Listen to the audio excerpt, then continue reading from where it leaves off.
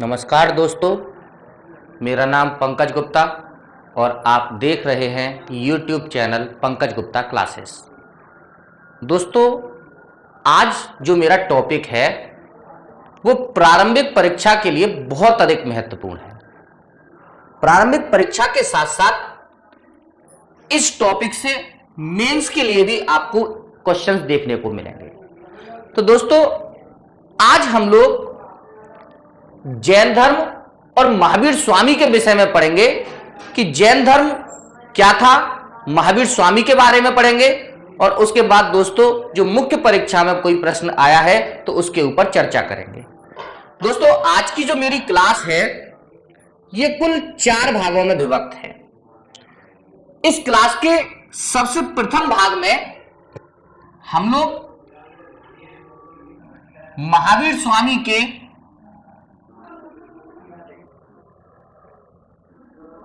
जीवन परिचय पर चर्चा करेंगे, क्योंकि दोस्तों पीटी में क्वेश्चंस यहां से पूछ लिया जाता है, कुछ फैक्चुअल क्वेश्चंस हैं। इस क्लास के दूसरे भाग में हम लोग जैन धर्म के प्रसार को पढ़ेंगे। जैन धर्म का प्रसार किस तरीके से हुआ, दूसरे भाग में हम लोग इसको पढ़ेंगे। दोस्तों, तीसरे भाग में हम लोग जैन धर्म की शिक्षाएं,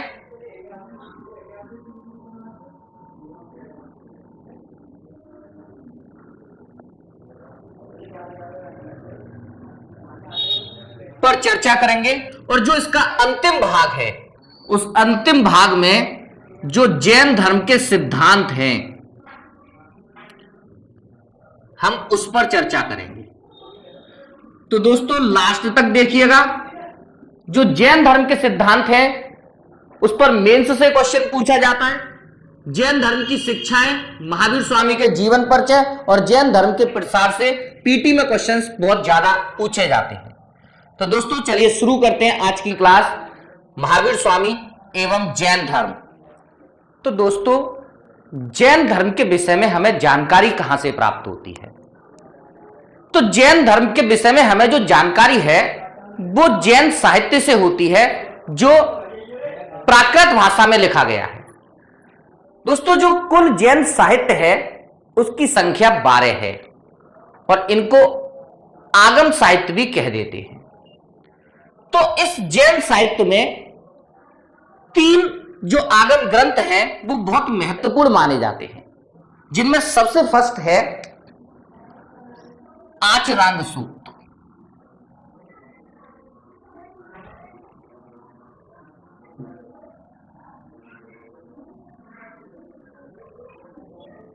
दोस्तों, ये जो आचरांग सूक्त है, ये आचरांग सूक्त जैन भिक्षुओं के जो नियम थे उन नियमों के बारे में प्रकाश डालता है कि कोई जैन भिक्षु किन नियमों का और किन कर्मों का पालन करता था।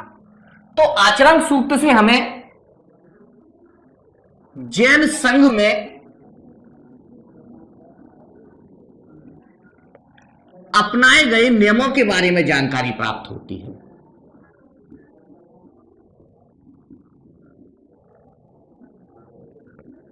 दूसरा जो आगम साहित्य है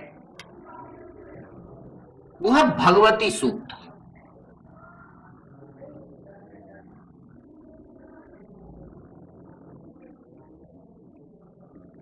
और दोस्तों, ये जो भगवती सूक्त है ये महावीर स्वामी के जीवन के विषय में हम लोगों को जानकारी देता है। तो महावीर स्वामी के विषय में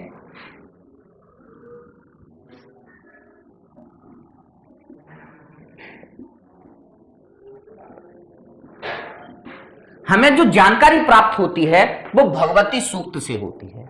और दोस्तों, जो तीसरा महत्वपूर्ण जैन साहित्य है वो है कल्प सूत्र।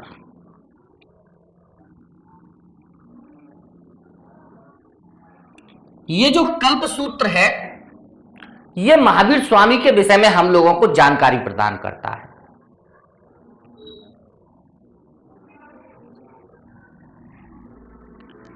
तो दोस्तों, महावीर स्वामी के जीवन के विषय में जानकारी प्रदान करने वाले 2 महत्वपूर्ण जैन धर्म ग्रंथ हैं। पहला भगवती सूक्त और दूसरा कल्प सूक्त, जिसमें दोस्तों जो कल्प सूक्त है वो भद्रबाहु के द्वारा लिखा गया है।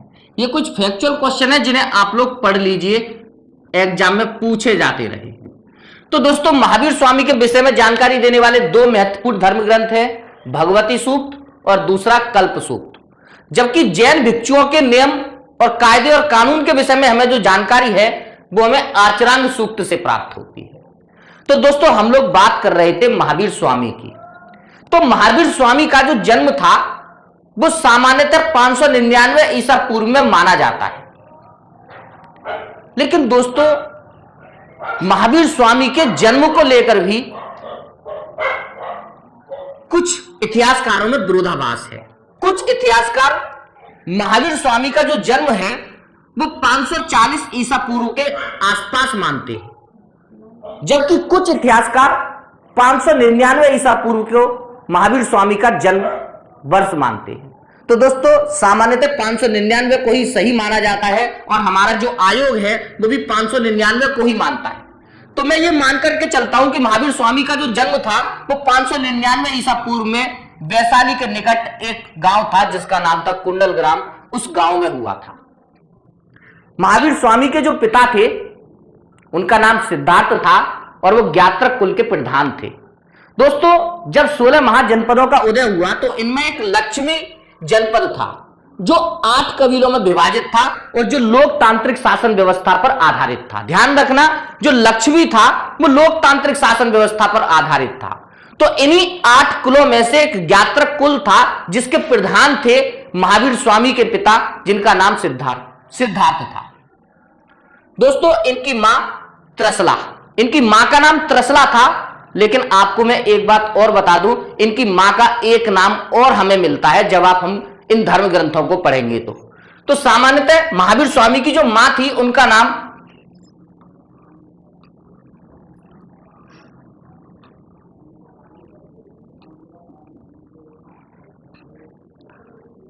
त्रिशला मिलता है।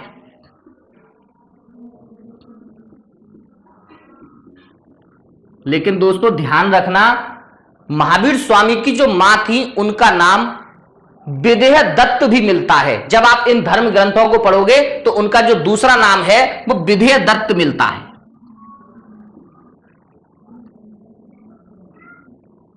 तो महावीर स्वामी की मां त्रसला जो लक्ष्मी नरेश चेटक था उसकी बहन थी। तो इस तरीके से देखा जाए तो महावीर स्वामी का जो संबंध था वो एक कुलीन घराने से था, क्षत्रिय घराने से था। इनका विवाह यशोदा नामक स्त्री के साथ किया गया जिससे इनकी एक पुत्री प्रियदर्शिका का जन्म हुआ। महावीर स्वामी ने अपनी पुत्री का विवाह जामिल नाम के व्यक्ति से किया जो इनका दामाद था। तो दोस्तों इनके दामाद का नाम जामिल था, बेटी का नाम प्रियदर्शिका था, मां का नाम त्रसला और विदेह दत्त था और पिता का नाम सिद्धार्थ था। ये आप लोग फैक्ट हैं जिनको आप लोग तैयार कर लीजिएगा। दोस्तों 30 वर्ष की अवस्था तक आते आते महावीर स्वामी के माता और पिता दोनों का देहावसान हो चुका था और इनके जो बड़े भाई थे नंदीवर्धन वो अपने ज्ञात्रक कुल के प्रधान बने हुए थे। तो 30 वर्ष की अवस्था में महावीर स्वामी अपने भाई नंदीवर्धन से आज्ञा लेकर सन्यासी हो गए। तो दोस्तों जब ये सन्यासी हुए तो इन्होंने अपने प्रारंभ के 13 महीने कठोर साधना में गुजारे जिनमें इन्होंने कपड़ों को कभी भी नहीं उतारा, कभी भी शरीर को नहीं पहुंचा। कीड़े मकोड़े इनके शरीर को खाते थे, यानी कठोर तप किया। और इनके इस कठोर तप की जो जानकारी है वो कल्प सूत्र से होती है। दोस्तों एक चीज और, इस कल्प सूत्र में एक भविष्यवाणी और की गई है। आप सब लोगों ने लाइट ऑफ एशिया में पढ़ा होगा कि लाइट ऑफ एशिया में ज्योतिषियों ने भविष्यवाणी की थी महात्मा बुद्ध को लेकर के कि ये जो बालक है ये बड़ा होकर या तो बहुत बड़ा सन्यासी बनेगा या चक्रवर्ती सम्राट बनेगा। तो ऐसी भविष्यवाणी के बारे में कल्प सूत्र में दिया गया है। कल्प सूत्र में महावीर स्वामी के बारे में ऐसी भविष्यवाणी की गई थी कि ये बच्चा बड़ा होकर के या तो कोई सन्यासी बनेगा या कोई चक्रवर्ती सम्राट बनेगा। तो दोस्तों ये जानकारी हमें कहां से मिलती है? कल्प सूत्र से मिलती है। तो हम लोग बात कर रहे थे कि 13 वर्ष महीने तक कठोर तप किया और कठोर तप करने के बाद ये नालंदा गए। दोस्तों जब ये नालंदा गए तो इनकी भेंट गोसाल नाम के एक व्यक्ति से हुई जो इनका सबसे पहला अनुयायी बना। ध्यान रखना दोस्तों, महावीर स्वामी का जो सबसे पहला अनुयायी था वो गौसाल था जो नालंदा का निवासी था। लेकिन दोस्तों इनको संतुष्टि नहीं हुई, तब इन्होंने ऋजुपालिका नदी के तट पर साल वृक्ष के नीचे 12 वर्षों तक कठोर तप किया और कठोर तप करने के बाद 12 वर्ष तक साधना करने के बाद इनको ज्ञान की प्राप्ति हुई। दोस्तों जब इनको ज्ञान की प्राप्ति हुई तो ये जिन कहलाई, जिनका अर्थ है इंद्रियों को जीतने वाला, क्योंकि इन्होंने अपनी इंद्रियों को बस में किया था और इसी वजह से इनको महावीर की भी संज्ञा दी जाती है, जबकि इनका जो वास्तविक नाम था वो वर्धमान था।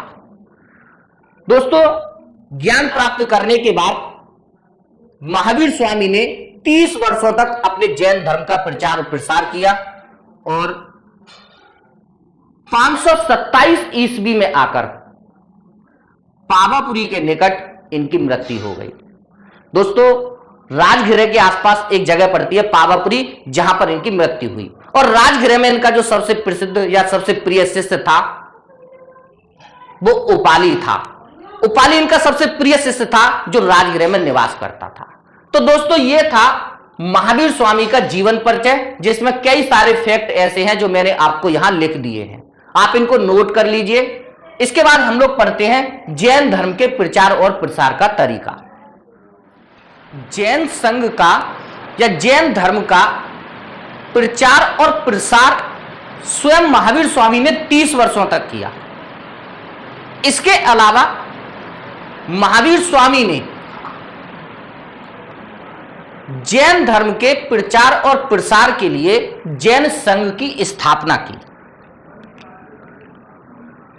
दोस्तों इस जैन संघ में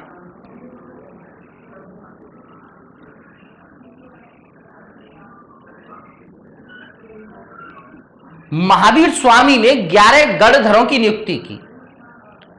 ये 11 गणधर 11 अलग अलग दिशाओं में जाकर जैन धर्म का प्रचार और प्रसार करते थे। स्वयं महावीर स्वामी भी पैदल चलकर जैन धर्म का प्रचार और प्रसार किया करते थे।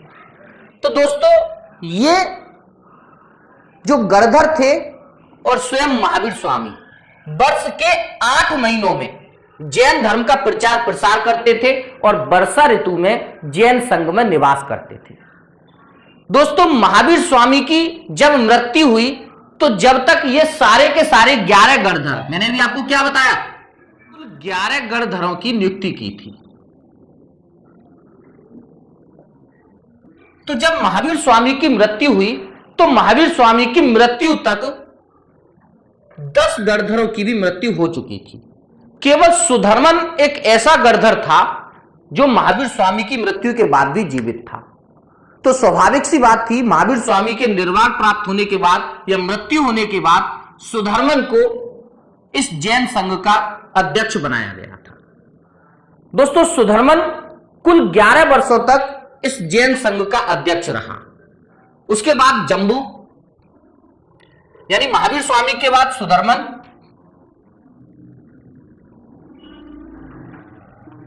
जो 11 वर्षों तक जैन संघ का अध्यक्ष रहा। उसके बाद जम्बू, जम्बू कुल 44 वर्षों तक जैन संघ के अध्यक्ष रहे। जम्बू के बाद संभूत विजय,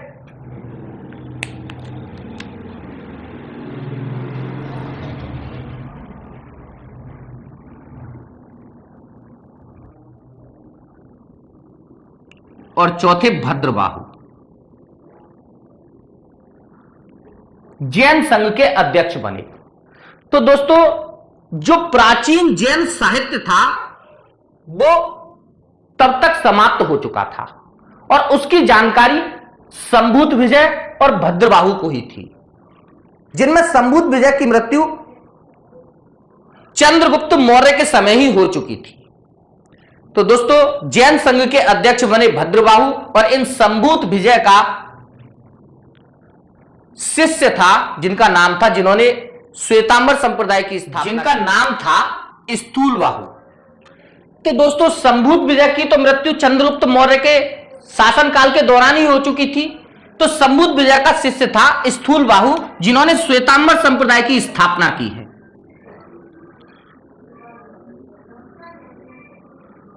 तो दोस्तों हुआ क्या था कि चंद्रगुप्त मौर्य के शासनकाल के दौरान मगध में और उसके आसपास के क्षेत्रों में भयंकर अकाल पड़ा था।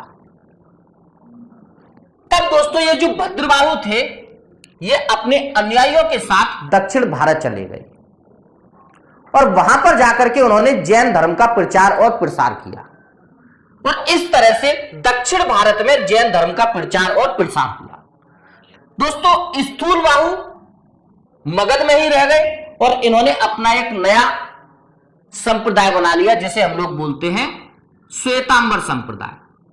उन्होंने श्वेत वस्त्र धारण किए और दोस्तों क्योंकि मैंने अभी आपको यह बताया कि संभूत विजय की मृत्यु तक जो जैन साहित्य था प्राचीन वो नष्ट हो चुका था, तो उसका दोबारा संकलन किया जाना था, जिसकी जानकारी या तो संभूत विजय को थी या भद्रबाहु को थी।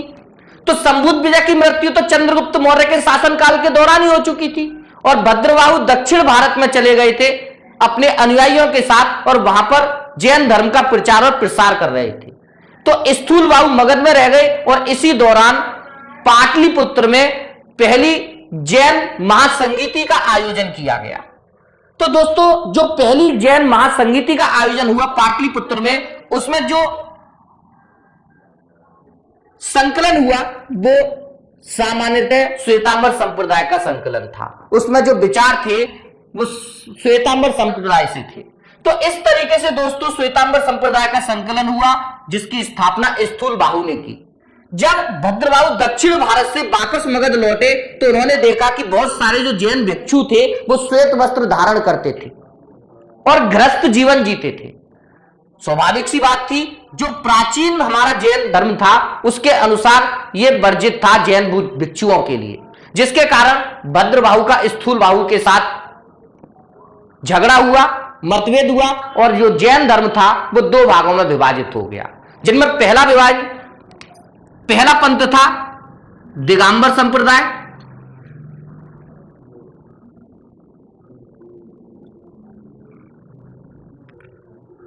और जो दूसरा संप्रदाय बना वो था श्वेतांबर संप्रदाय।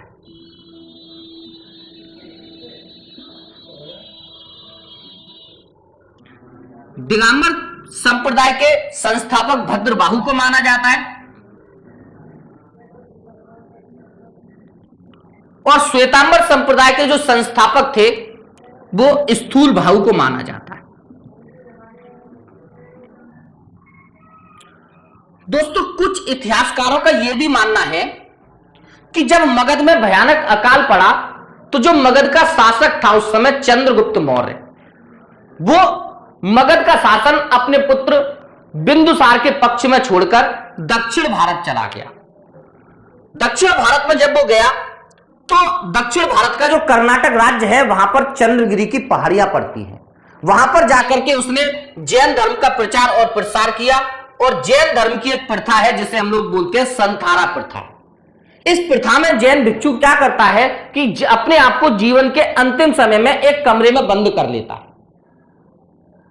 दोस्तों, और भूख प्यास से और काया कलेश से अपने शरीर का त्याग करता है। तो संथारा प्रथा द्वारा चंद्रगुप्त मौर्य ने चंद्रगिरी की पहाड़ियों पर अपना शरीर त्यागा और दोस्तों इसकी पुष्टि चंद्रगिरी की पहाड़ियों पर श्रवण बेलगाम में एक जगह है जहां पर एक मंदिर मिलता है जिसका निर्माण चंद्रगुप्त मौर्य के द्वारा कराया गया था। तो दोस्तों इस तरीके से यह पता चलता है कि पहले भद्रबाहु और उसके बाद चंद्रगुप्त मौर्य के द्वारा दक्षिण भारत में जैन धर्म का प्रचार और प्रसार किया गया। दोस्तों उत्तर भारत में जैन धर्म का पहले से ही प्रचार और प्रसार महावीर स्वामी अपने जीवन काल में ही कर गए थे। अब यहां पर बात यह आती है कि पश्चिम भारत में जैन धर्म का प्रचार और प्रसार कैसे हुआ। पश्चिम भारत में आज आप देखोगे तो जो गुजरात है वो जैन धर्म का सबसे बड़ा केंद्र है। तो पश्चिम भारत में जैन धर्म का प्रचार और प्रसार कैसे हुआ? तो दोस्तों आपको मैं एक बात बता दूं, जो अशोक था, अशोक का पौत्र संभूति, वो जैन धर्म का अनुयायी था और उसका जो दरबार था वो उज्जैन में था। उसकी जो राजधानी थी वो उज्जैन में थी। क्योंकि वो खुद जैन धर्म का अनुयायी था तो उसके शासनकाल के दौरान गुजरात और मध्य प्रदेश और उज्जैन के आसपास के क्षेत्रों में जैन धर्म का प्रचार और प्रसार हुआ। दोस्तों महावीर स्वामी को जैन धर्म का प्रचार और प्रसार करने में उसका जो मामा था चेटक, उसने सबसे ज्यादा मदद की। इसी तरीके से हर्यक वंश का जो शासक था बिंबिसार और उसके बाद अजातशत्रु, ये दोनों भी अपने जीवन के शुरुआती वर्षों में जैन धर्म के अनुयायी थे और इन दोनों ने भी महावीर स्वामी की जैन धर्म के प्रचार और प्रसार में बहुत मदद की थी। तो दोस्तों इस तरीके से महावीर स्वामी के द्वारा जो स्थापित किया गया जैन संघ था और स्वयं महावीर स्वामी के द्वारा संपूर्ण भारत में जैन धर्म का प्रचार और प्रसार किया गया। तो दोस्तों इस तरीके से भारत में जैन धर्म का प्रसार हुआ। अब बात कर लेते हैं महावीर स्वामी की या जैन धर्म की शिक्षाएं क्या थी। दोस्तों हम सबको यह पता है कि जो महावीर स्वामी थे वो जैन धर्म के 24वें तीर्थकर थे। यानी महावीर स्वामी से पहले जैन धर्म के कुल 23 तीर्थकर हुए और ऋषभदेव, जिनको आदिनाथ के नाम से जाना जाता है,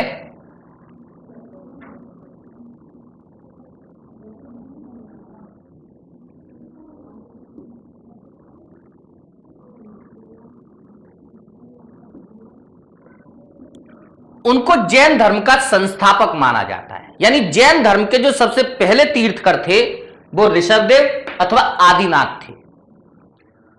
दोस्तों इन 24 तीर्थकरों में से 3 तीर्थकर, जिनमें सबसे पहले संभरनाथ,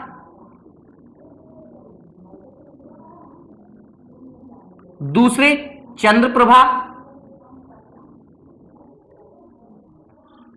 और तीसरे पार्श्वनाथ।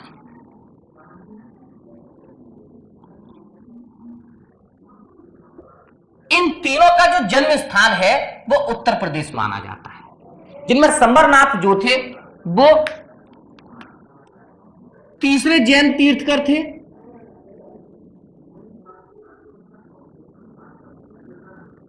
चंद्रप्रभा 8वें जैन तीर्थकर थे और पार्श्वनाथ 23वें तीर्थकर थे।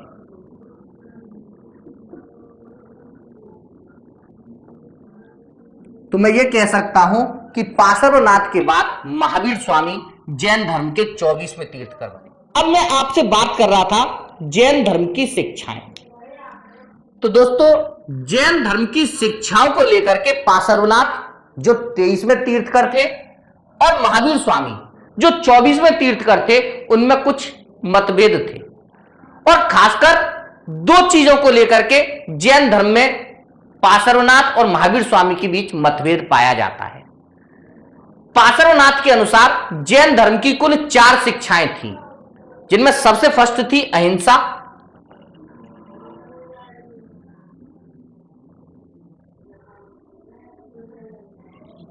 दूसरा सत्य,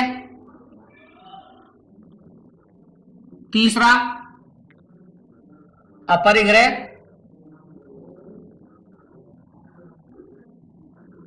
और चौथा अस्तेय।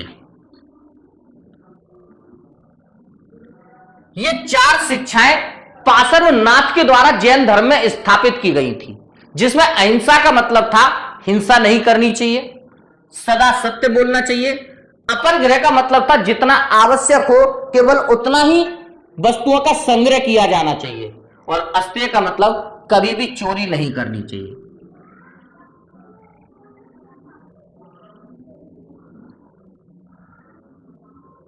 अपरिग्रह अधिक संग्रह नहीं करना चाहिए। तो ये 4 शिक्षाएं पार्श्वनाथ के द्वारा जैन धर्म में जोड़ी गई। दोस्तों महावीर स्वामी ने इसमें पांचवी और अपनी जो शिक्षा थी वो भी इसके अंदर जोड़ी। पांचवी जो शिक्षा थी ब्रह्मचर्य, ये ब्रह्मचर्य जो शिक्षा थी वो महावीर स्वामी के द्वारा ही जैन धर्म में स्थापित की गई। तो दोस्तों इस तरीके से ये 5 शिक्षाएं किसी भी जैन भिक्षु को अपने जीवन काल में पालन करना बहुत आवश्यक था। दोस्तों जैन धर्म में इन 5 शिक्षाओं का पालन अत्यधिक कठोरता पूर्वक करने के लिए बताया गया है, लेकिन महावीर स्वामी के द्वारा गृहस्थ जीवन में रहते हुए इन 5 शिक्षाओं को थोड़ा सा शिथिल कर दिया गया और उसे अणुव्रत की संज्ञा दी गई है। यानी जो गृहस्थ लोग थे जो जैन धर्म का पालन करते थे उनको इन 5 शिक्षाओं में कुछ शिथिलता थी और इसको हम लोग जैन धर्म में अणुव्रत कहते हैं। तो ये 5 शिक्षाएं थी और 5वीं जो शिक्षा थी ब्रह्मचर्य, इसको लेकर के पार्श्वनाथ और महावीर स्वामी की शिक्षाओं के बीच मतभेद था। तो दोस्तों ये 5वीं जो शिक्षा है ब्रह्मचर्य, ये महावीर स्वामी के द्वारा जोड़ी गई। ऐसे ही एक जगह और इन शिक्षाओं को लेकर के मतभेद है पार्श्वनाथ और महावीर स्वामी के बीच में। पार्श्वनाथ ने कभी भी जैन भिक्षुओं को वस्त्र त्याग करने की शिक्षा नहीं दी, लेकिन महावीर स्वामी अपने भिक्षुओं को ज्यादा संयमित बनाना चाहते थे, जैन भिक्षुओं को संयमित बनाना चाहते थे और इस वजह से उन्होंने वस्त्र त्याग करने की एक और शिक्षा जैन धर्म के अंदर जोड़ दी। तो दोस्तों वस्त्र के त्याग को लेकर के और इस ब्रह्मचर्य को लेकर के पार्श्वनाथ और महावीर स्वामी की शिक्षाओं में मतभेद है। आज वर्तमान में जैन धर्म की कुल 5 शिक्षाएं मानी जाती हैं, अहिंसा, सत्य, अपरिग्रह, अस्तेय और ब्रह्मचर्य। ये कुल 5 शिक्षाएं हैं जैन धर्म के अंदर। दोस्तों ये थी महावीर स्वामी की शिक्षाएं, यानी जैन धर्म की शिक्षाएं। महावीर स्वामी से पहले कुल 23 तीर्थकर हुए, जिनमें जैन धर्म के जो संस्थापक हैं, जो पहले प्रवर्तक हैं, वो ऋषभदेव यानी आदिनाथ को माना जाता है। और इन 23 में से या 24 में से 3 तीर्थकरों का जो जन्म स्थान है वो उत्तर प्रदेश माना जाता है, जिसमें 23वें तीर्थकर पार्श्वनाथ का जन्म स्थान पूर्व हो चुका है, वो वाराणसी के थे। दोस्तों क्लास काफी लंबी हो जाएगी, इसलिए जैन धर्म के जो सिद्धांत हैं उनको मैं नेक्स्ट क्लास में कवर करूंगा। तब तक मुझे आज्ञा दें। Thank you.